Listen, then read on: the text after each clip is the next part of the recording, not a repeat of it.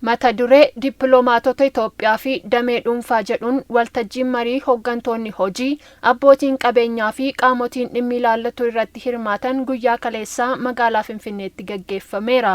Waltajjii marii irratti kan argaman deettaan ministeera dhimma alaa Ambaasaadder Misgaanuu Araggaa, Itoophiyaatti guddina diinagdee hunda galeessaa galmeessisuuf damee investimentii guddisuun murteessaadha jedhaniiru. Kanaafis dippiloomaatonni Itoophiyaa biyyoota addunyaa keessa jiraatan oomishaalee biyya keessaa barbaadamoo ta'an adda baasuunii fi beeksisuudhaan gahee isaanii baachuu akka qaban ibsaniiru. Kunis raawwii daldala alaa guddisuuf kan dandeessisu ta'uu himanii investimentii alaa kallattiin gara biyyaatti galchuun akka danda'amuufis hojjechuu qabu jedhaniiru. Haalli nageenyaa Itoophiyaa amma jiru investimentiidhaaf mijataadha kan jedhan deettaan ministeera dhimma alaa Ambaasaadder Misgaanuun carraa kanatti sirnaan fayyadamuun akka barbaachisu hubachiisaniiru.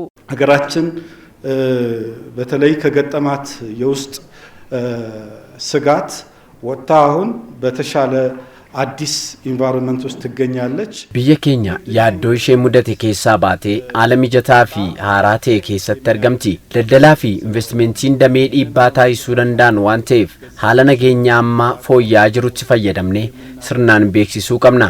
Kanaafis galteewwan keenya cimuu qabu. Kallattii adda duree ta'uu qabuun daldalaa fi investimentii beeksisuudha. Oomishaalee keenya adda baasnee beeksisuu qabna. Buna, boloqqee fi oomishaalee kan biroo keessatti beeksisuu qabna jennee adda baasuus qabna. Gama kanaan ambaasaaddarooti keenya biyya jiranitti hojii beeksisuu cimaa irratti xiyyeeffannaan hojjechuu qabu. Investoroota alaa hawwachuu fi humna oomishaalee gara biyya alaatti erguu guddisuuf dippiloomaatonni Itoophiyaa ilaalchisee odeeffannoo gahaa raabsuu akka qaban himaniiru. Waajjirri ministeera dhimma alaas qaamota garaagaraa waliin ta'uun dippiloomaatonni Itoophiyaa ilaalchisee odeeffannoo qubsaa akka argatan gochuuf hojjechaa akka jiru dubbataniiru. Galmi qabame akka milkaa'uufis ministeerri dhimma alaa fi waajjiraaleen furtuu ta'an qindaa'anii hojjechuu akka qaban ibsaniiru. ስለዚህ ሀገር በጎ በመናገር ኢንቨስትመንትን ፕሮሞት በማድረግ ከመንግስት ጋር ተናባቢ የሆነ መረጃን በመስጠት በቅንጅት ካልሰራን በስተቀር waa'ee biyya keenyaa waan gaarii ta'e dubbachuun investimentii beeksisuun odeeffannoo mootummaa waliin wal fakkaataa dabarsuun qindoofnee yoo hojjenne bifa biyya keenyaa ijaaruu ni dandeenya. Yeroo hunda investoroonni alaa dhufan nuffanii kan deemaniif adeemsa walxaxaa mootummaatiin qofaa osoo hin taane odeeffannoo sobaa isaanitti himanidha. Kanaaf hooggansi mootummaa waliin qindaa'ee hojjechuu qaba. Nutis akka mootummaatti odeeffannoo biyya keessaa sirriitti akka argatan ni goona. Kunis hojiilee daldalaa fi investimentii agarsiisaa fi baazaariiwwan irratti yeroo beeksiftan kan gargaarudha. Pirezidaantiin mana maree waldaalee damee daldalaa Itoophiyaa Injiinar Malaakuu Izazaw gama isaaniitiin Itoophiyaatti investimentiin akka babal'atuuf dippiloomaatonni gahee olaanaa qabu jedhaniiru.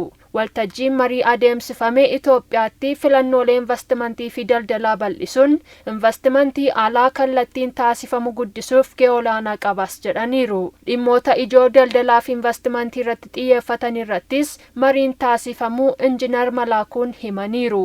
ከነባርና አዳዲስ ዲፕሎማቶቻችን ጋር ለመተዋወቅ በንግድ ምክር ቤታችንና በዲፕሎማቶቹ መካከል መልካም የሥራ ግንኙነት በማድረግ አብዛኛውን የያዝነው ተመሳሳይ ዓላማ በመሆኑ የሀገሪቱን ንግድና ኢንቨስትመንት ዲፕሎማቶታ ሀራፊ ዱራኒ ወሊን ወልበሩፍ መነመሬ ደልደላፊ ዲፕሎማቶታ ግዱቲ ወሊት ዱፌኛ ሆጂ ጋሪ ኡሙፍ ደሜን ኢንቨስትመንቲ ብየቲ አካ በበለቱፍ ወሊን ሆጀቹፍ አቦቲን ቀቤኛ ብየ አላ ገረ ብየቲ ዱፈኒ ኢንቨስቲ አካ ጎዳኒፊም abbootiin qabeenyaa biyya keessaa gara biyya alaatti deemuun muuxannoo akka qooddatanii fi ce'umsa teekinooloojii taasisuuf odeeffannoo daldalaa fi teekinooloojii alaa odeeffannoolee daldalaa fi teekinooloojiilee alaa ba'an hojiirra akka oolan gochuuf oomishaalee biyya keessaa gara gabaa alaarratti fudhatama akka argataniif waliin hojjechuu fi dippiloomaatota biyyoota garaagaraa waliin walitti dhufeenya cimaa uumuuf waltajjii qophaa'edha.